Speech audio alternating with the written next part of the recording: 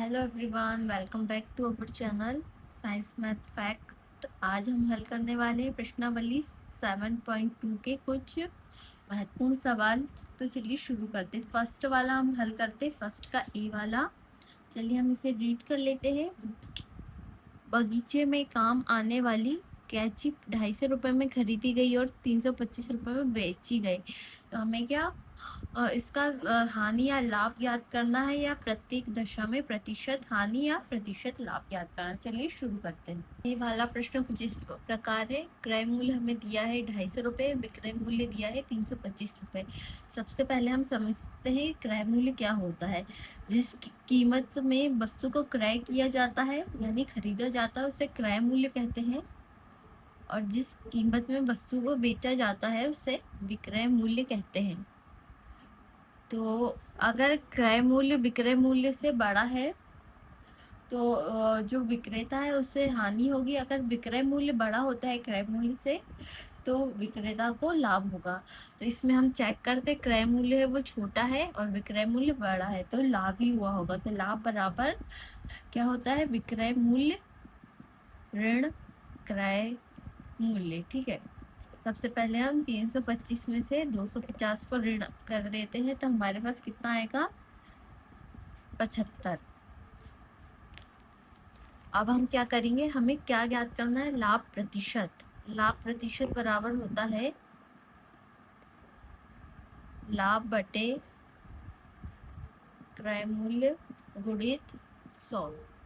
तो चलिए हमारे पास कितना आया, लाभ 75, क्रय मूल्य कितना दिया हुआ है 250 गुणित 100। इसे हम हल करते हैं, 0 से 0 कैंसिल हो जाएगा, 25 से कम 25, 25 से 50, 25 दिया 75 बराबर 30% है जो विक्रेता को लाभ हुआ होगा। लाभ प्रतिशत बराबर 30%। यही होगा हमारा फाइनल आंसर। अब बी वाला हम हल करते हैं। ये काफ़ी इम्पोर्टेंट लग रहा है पेपर की दृष्टि से। एक रेफ्रिजरेटर है, 12,000 में खरीदा गया है और बेचा गया है 13,500 में। तो हमें क्या लाभ या हानि याद करना है, या प्रत्येक दशा में प्रतिशत लाभ या प्रतिशत हानि। तो चलिए शुरू करते हैं। क्रय मूल्य हमें दिया हुआ है 12,000 और विक्रय मूल्य दिया है 13,500। तो अभी हमने समझे है कि क्रय मूल्य अगर बड़ा होगा तो हानि होगी, और विक्रय मूल्य का मान अगर ज़्यादा होगा क्रय मूल्य से तो हमें लाभ होगा। तो इस स्थिति में हमें समझ आ रहा है कि विक्रेता को जो है लाभ हुआ होगा। चलिए तो हम फिर से वही फॉर्मूला निकालेंगे, विक्रय मूल्य में से क्रय मूल्य को माइनस कर देते हैं।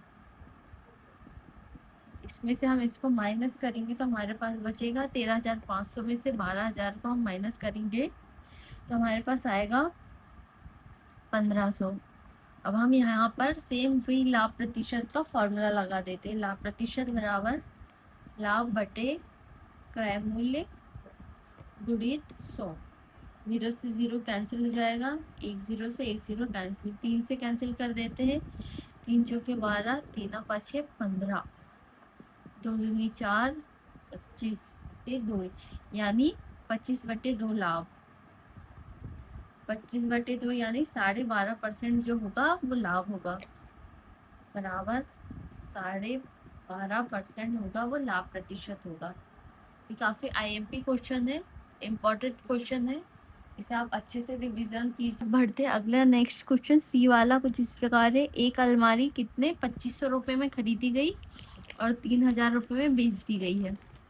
चलिए हल करते हैं। हमें क्रय मूल्य दिया हुआ है 2500 रुपये, 2,500, और विक्रय मूल्य दिया हुआ है 3,000। तो इस इधर भी विक्रय मूल्य का मान जो है वो क्रय मूल्य से ज़्यादा है तो हमें लाभ ही हुआ होगा। तो लाभ बराबर विक्रय मूल्य ऋण क्रय मूल्य, दोनों में से माइनस करेंगे तो हमारे पास आएगा 500। अब हमें क्या ज्ञात करना है, लाभ प्रतिशत। लाभ प्रतिशत का फॉर्मूला अभी हमने देखे है। लाभ प्रतिशत बराबर होता है लाभ हुआ है हमें 500 बटे क्रय मूल्य गुणित 100। 0 से 0 कैंसिल कर देंगे, 5 हम 25, 5 एकम 5, 5 शून्य 0, 5 एकम 5, 5 शून्य 10। मतलब जो हमें लाभ हुआ होगा वो कितने प्रतिशत होगा, 20%। डी वाला क्वेश्चन दिया हुआ है, एक स्कर्ट 250 रुपये में खरीद कर 150 रुपये में बेची गई। चलिए इसे हल कर। डी वाले में दिया हुआ है क्रय मूल्य बराबर 250 रुपये और विक्रय मूल्य दिया है हमें 150। तो यहाँ पर जो है विक्रय मूल्य का मान क्रय मूल्य से कम है, तो यहाँ पर इस दशा में हमें हानि होगी। हानि बराबर होता है बच्चों क्रय मूल्य ऋण विक्रय मूल्य। तो क्रय मूल्य कितना है 250 रुपये और विक्रय मूल्य हमें दिया हुआ है 150 रुपये। तो हमें हानि कितनी हो रही है 100 रुपये की। चलिए हानि प्रतिशत याद करने के लिए एक फॉर्मूला होता है, यहाँ पर लिख लेते हैं हम।